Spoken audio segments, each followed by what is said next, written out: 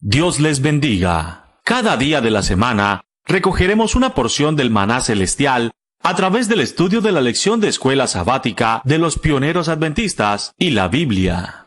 Bienvenidos.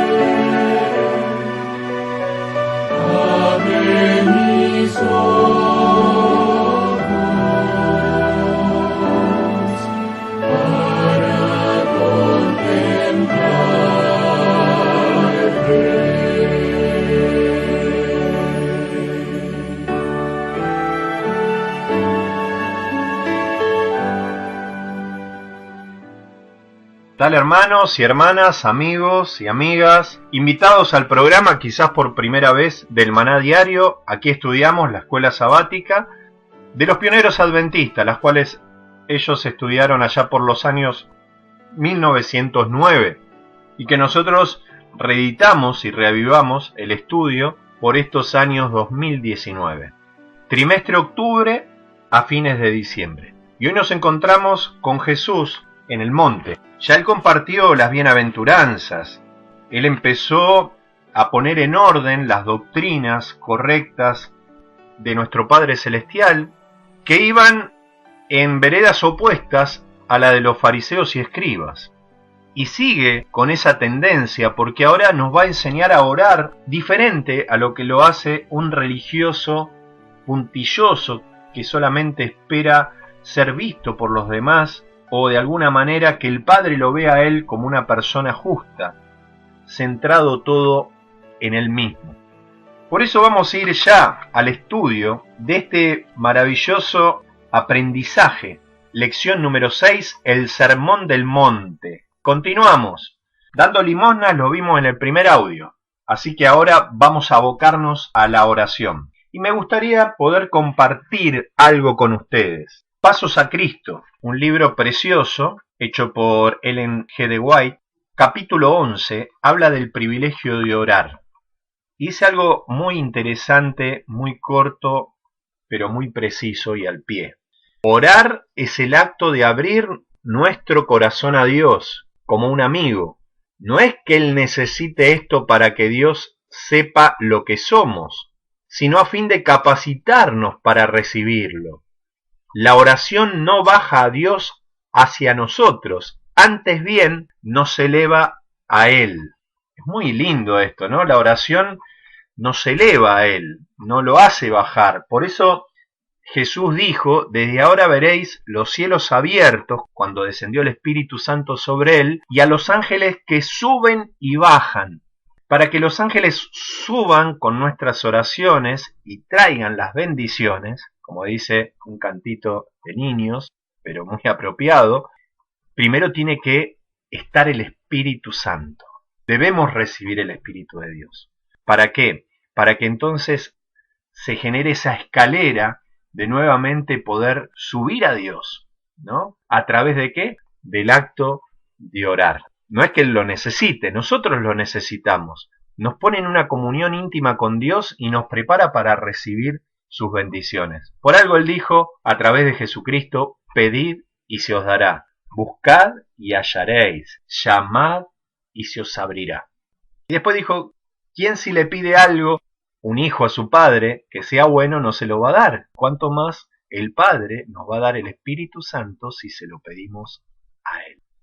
Así que, hermanos, nos adentramos ya en un estudio apasionante que tiene que ver con la oración. Y vamos a ir a las primeras preguntas con respecto a esto, que son la 4, que dice: ¿qué es lo que se dice de las oraciones de los hipócritas y qué es lo que dichas oraciones traen?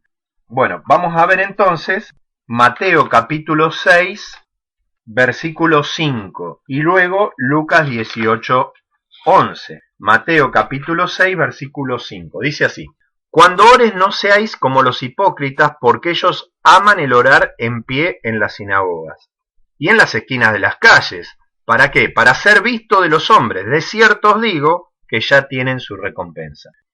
Entonces, ¿qué es lo que se dice en las oraciones de los hipócritas? Que a ellos les gusta hacerse ver, hacer oraciones, ¿no? Como dice acá, aman estar en pie en la sinagoga, ¿no? Para que los vean, para que los escuchen mejor, en las esquinas de las calles, ¿no? Para ser visto de los hombres. Eso es lo que es una oración hipócrita. Una vuelta, y sin ser hipócrita, pero recién empezaba mi camino en la fe, me recuerdo, estaba con un pastor conocido dentro del ambiente adventista del séptimo día de la organización, o nueva organización, mejor dicho, y había otra persona, un hermano, que ahora no recuerdo, pero estábamos de rodillas los tres en un culto de oración. Claro, yo tenía tanto temor de hacer una oración delante de un pastor. Recuerden, yo era nuevito, recién empezaba mi camino, y traté de pensar qué es lo que iba a decir. Quería que quedase bonita la oración, y con el tiempo me di cuenta que eso fue un error involuntario. Uno lo quería hacer de corazón las cosas. Me di cuenta que inclusive en esas oraciones donde uno participa con otras personas, nosotros no debemos pensar en la otra persona, si le va a agradar a su oído. Debemos hablar con Dios en medio de esas personas según el Espíritu nos dicte que hablemos. Así que, hermanos, lo que quiero decir es que nunca la oración es para que otro la escuche, para que otro la escuche bonita, o nos vea a nosotros y diga, mirá qué bien que ora. No, eso no es el propósito de la oración. La oración hipócrita está centrada en uno mismo. Y lo vamos a ver ahora en Lucas capítulo 18. Y vamos al versículo 9. A unos que confiaban en sí mismos como personas justas y menospreciaban a los demás, dijo también esta parábola. Dos hombres subieron al templo a orar. Uno era fariseo, recuerden que él está hablando en contra de la actitud farisaica, y el otro era un publicano, una persona que era mal vista por la sociedad de la época, de sus compatriotas, no judíos. Bueno, estos dos hombres, el fariseo oraba así: puesto en pie, oraba consigo mismo de esta manera. Fíjense que Dios no está en esta oración, él ora a sí mismo, aunque lo nombra, porque dice: Dios, te doy gracias porque yo no soy como los otros hombres, ladrones, injustos, adúlteros, ni aun como este publicano. ¿Con quién se estaba comparando él? Con otros hombres. Estaba haciendo una oración, se supone, para arriba y miraba hacia el costado. Él era la vara, él era Dios de alguna manera, y los demás estaban por debajo. Él no era como los demás, ni los demás podían ser como él se sentía que estaba aprobado por el cielo. Ayuno 2 veces a la semana, empieza a decir las cosas que hace delante de Dios y delante de los hombres, ¿no? Ayuno 2 veces a la semana, doy diezmos de todo lo que gano. O sea, le está presentando a Dios su haber, le está diciendo, mirá, yo merezco de alguna manera que vos me escuches, porque estoy haciendo lo que vos me pedís. Mas el publicano, dice, estando lejos, no quería ni aún alzar los ojos al cielo, sino que se golpeaba el pecho diciendo, Dios, sé propicio a mí, pecador. O sea, él no podía ni alzar los ojos al cielo. Y acá vemos una cosa, que la oración no se hace con la cabeza hacia abajo, sino con los ojos al cielo. Porque cuando entremos en el Padre Nuestro, dice Padre Nuestro que estás en los cielos, no que estás debajo de la tierra. No sé quién inventó esto. El que ora, el que intercede, tiene que estar mirando al cielo. Los demás, si es una reunión pública, obviamente, pueden inclinar su rostro. Pero la persona que habla alza los ojos. Pero este estaba tan mal, como cuando uno está mal, que no se anima ni a alzar los ojos al cielo, lo que no quiere decir que no haya que hacerlo. Recordemos Jesús 17:1 del capítulo de Juan. Alzando los ojos al cielo, dijo, Padre, la hora ha llegado, etc. O sea, él alza los ojos al cielo, porque el Padre está en los cielos. Pero este publicano estaba tan mal, tan compungido por su pecado, que no se animaba, pero sí confesó que él era un pecador y decía, sé propicio, eso viene de la palabra propiciatorio, sé propicio, repara mi culpa, yo soy un pecador. ¿En quién confía? ¿En sí mismo? No. Lo único que se ve cuando se ve a sí mismo es lo que él es. Lo que nos pasaría a nosotros cuando en vez de mirar a otro, nos miramos a nosotros mismos, nos vamos a ver como quizás vemos a los demás, pecadores. Cuando nos enfocamos en Dios y nos vemos a nosotros, nos vemos tal cual somos. Y él reconocía que era un pecador, pero confiaba en Dios, en la propiciación por los pecados, que nosotros hoy la tenemos en Jesucristo. Y él decía, sé propicio a mí, que soy un pecador. Termina la escritura diciendo, os digo, versículo 14 de Lucas 18, que el publicano, descendió a su casa justificado, porque ¿quién lo justifica? Dios. El otro era justificación propia. Antes que el otro, porque cualquiera que se enaltece, como el fariseo, puedo ser yo, puede ser vos, será humillado. Pero el que se humilla, será enaltecido. Él se humilló en la presencia de Dios. Él oró a Dios. Él no oró consigo mismo ni a sí mismo. Entonces, ¿qué pasó? Fue elevado.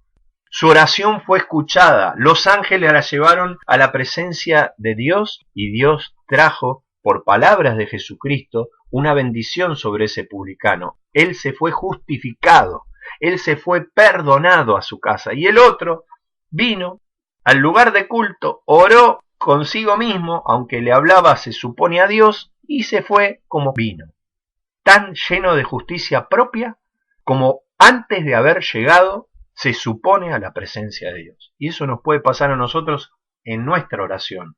Hacer una oración de compromiso, la cual cuando nos vamos tan igual que cuando empezamos esa oración. ¿Por qué? Porque la oración es abrir el corazón a Dios como un amigo. Y cuando uno va con un amigo tiene deseos de hablar, tiene deseos de estar con él. Es su amigo, es Dios nuestro amigo. Eso es lo que tendríamos que preguntarnos, yo también. Mis oraciones no son como las que fueron en un principio. Yo debo volver a mi primer amor, no sé vos. Pero yo sí. Necesito ese tiempo que dedicaba antes y me era el gozo más grande, venir del trabajo, por ejemplo, y antes saludaba a mi esposa, pero enseguida me encerraba en mi cuarto y me pasaba tiempo hablando, diciéndole las cosas que me habían pasado, para después no cargar a mi esposa. Hoy necesito volver a tener más esa comunión con Dios. Pido a Dios por ustedes y por mí en esta hora, que tengamos a Dios como un amigo. Para eso hay que conocerlo, ¿sí? Hay que pasar tiempo con Él. Hermanos, vamos a la otra pregunta, número 5. Y antes de ir, ¿qué recompensa tuvo uno? La de los hombres, porque él buscaba que los demás lo vean. El otro, ¿qué recompensa tuvo? El que busca a Dios de corazón, una recompensa que se la va a dar Dios, porque él ve en lo secreto, y esa recompensa es de Dios. Que ahora va a venir justamente ese tema. ¿Qué es lo que se nos dice respecto de la oración secreta y qué recompensa es prometida a él? Versículo 6. O sea, Mateo 6, versículo 6. Vamos a ver qué es lo que nos dice. El Evangelio dice lo siguiente. De paso, vamos a hablar correctamente, esto es el Evangelio, ¿sí? Cuando se habla de dar las buenas noticias, el Evangelio se encuentra en los libros de Mateo, Marcos, Lucas y Juan, ¿sí? Bueno, vamos a Mateo capítulo 6, versículo 6. Mas tú cuando ores, entra en tu aposento y cerrada la puerta, ora a tu Padre que está en lo secreto, y tu Padre que ve en lo secreto te recompensará en público, ¿sí?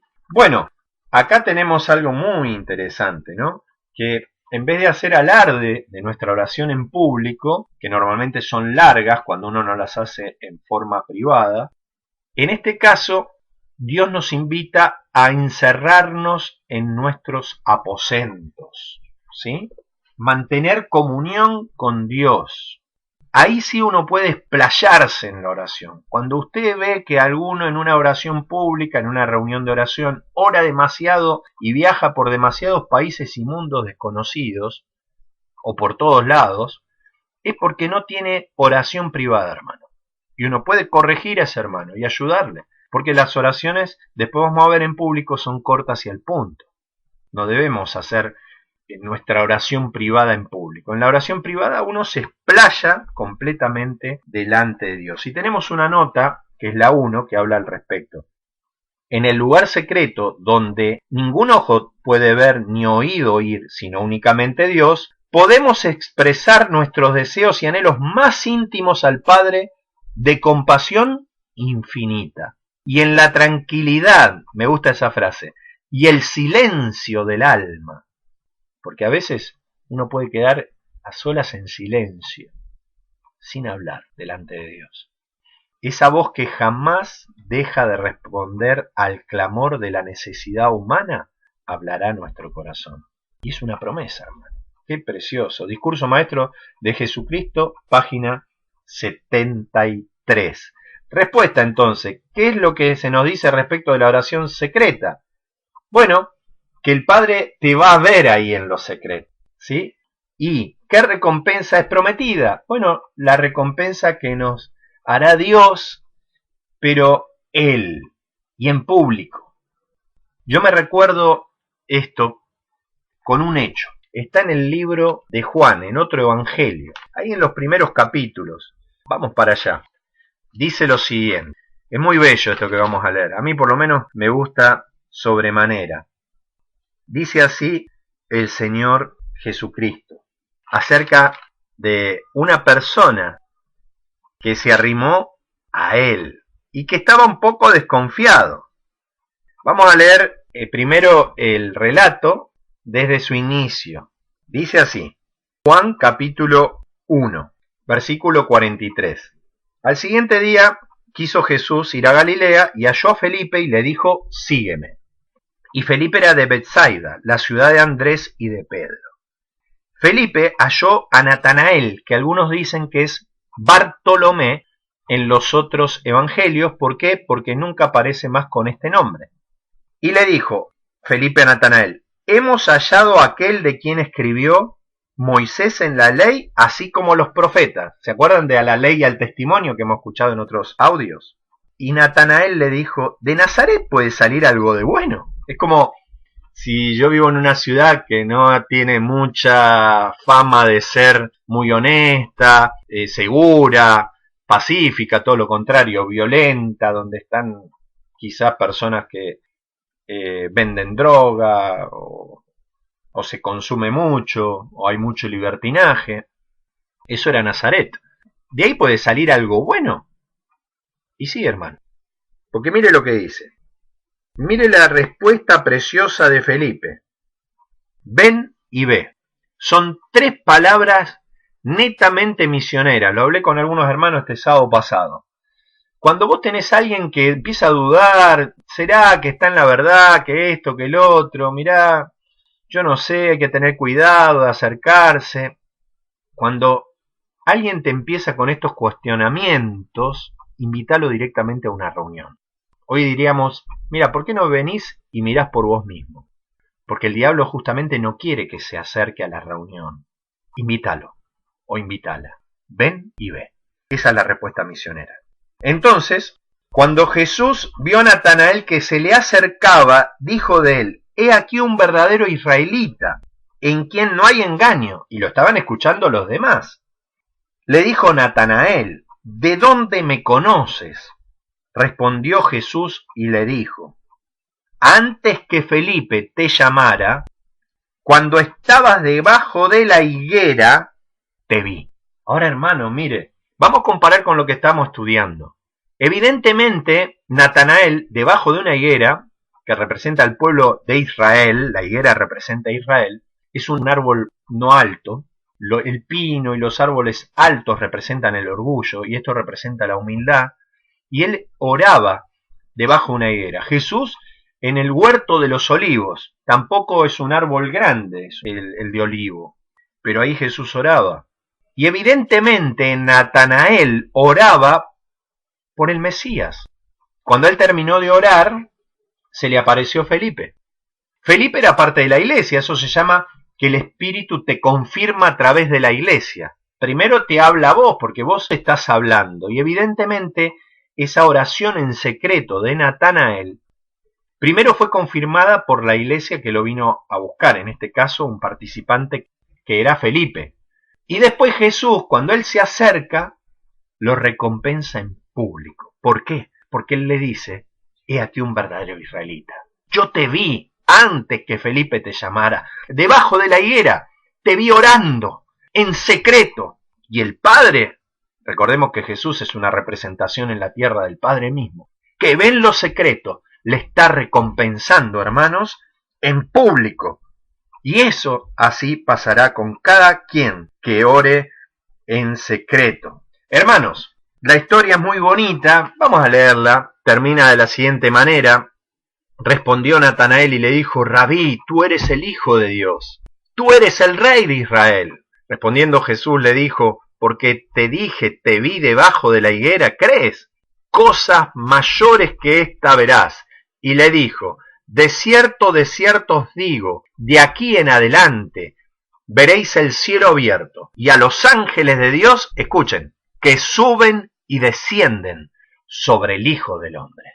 Hermanos, qué preciosa bendición de parte de lo alto. Y vamos a terminar el maná diario que nos corresponde a hoy con la pregunta número 6.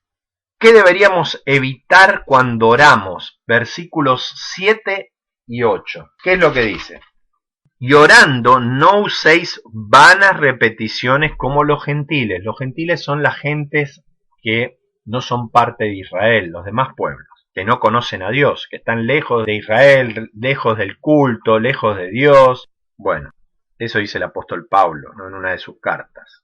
Y orando no uséis vanas repeticiones como los gentiles que piensan que por su palabrería serán oídos. No os hagáis pues semejantes a ellos, porque vuestro Padre sabe qué cosas tenéis necesidad antes que vosotros le pidas. En otras palabras, esto no quiere decir que no debamos pedir al Padre, porque muchos se agarran de esto para decir, no, entonces, si el Padre conoce todo, ¿para qué le voy a pedir? Pero Jesús dice, pedid y se os dará. El tema es que acá dice que el Padre sabe las cosas, que no tenéis necesidad de repetirlas constantemente como un loro, porque Él es como un padre amante.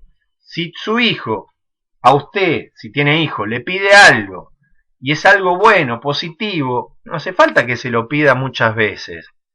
Con una vez que lo pida, si usted es una persona amante, le va a conceder lo que su hijo necesita, y va a hacer los esfuerzos para dárselo.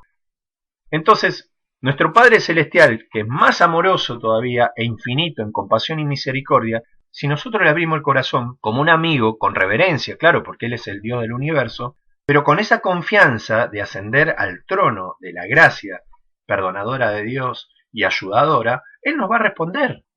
Y no necesitamos repetirle constantemente lo mismo, como se hace en alguna denominación, y eso se llama rezo. Los fariseos hacían esto.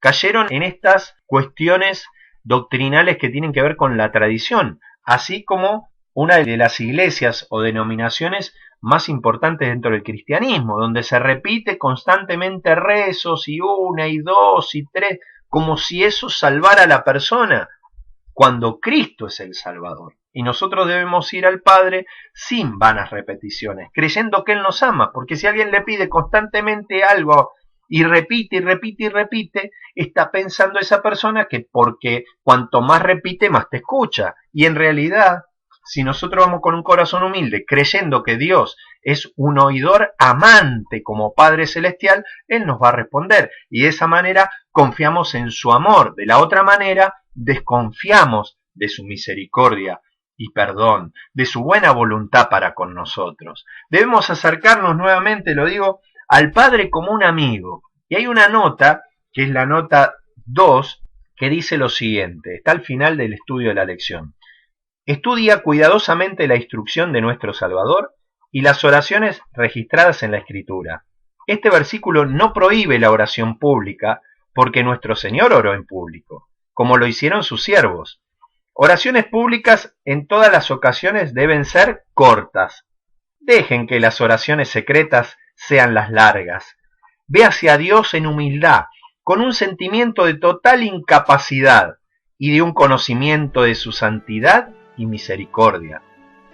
Agradécele por su bondad, el agradecimiento tiene que estar. Alábalo por su amor y misericordia. Pide con fe sencilla lo que tú necesitas, pero siempre hazlo de acuerdo a su voluntad, o sea, confiando en que Él nos va a dar lo mejor, pero nos anima a decirle las cosas que hay en nuestro corazón.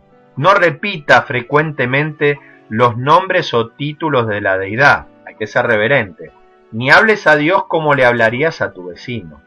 La reverencia santa conviene al cristiano y es apropiado de la fe más implícita. Que Dios nos bendiga, que nos ayude a entender que tenemos un Padre amante, que si nosotros siendo padres malos sabemos dar buenas cosas a nuestros hijos, cuánto más nuestro Padre Celestial, que nos ama con un amor tan grande que ha dado a su Hijo unigénito, para que todo aquel que en Él crea no se pierda, sino tenga vida eterna, nos dará el Espíritu Santo y todas las cosas que necesitamos para nuestro bien. Hasta la próxima, nos reencontramos en el próximo audio. Shalom, shalom.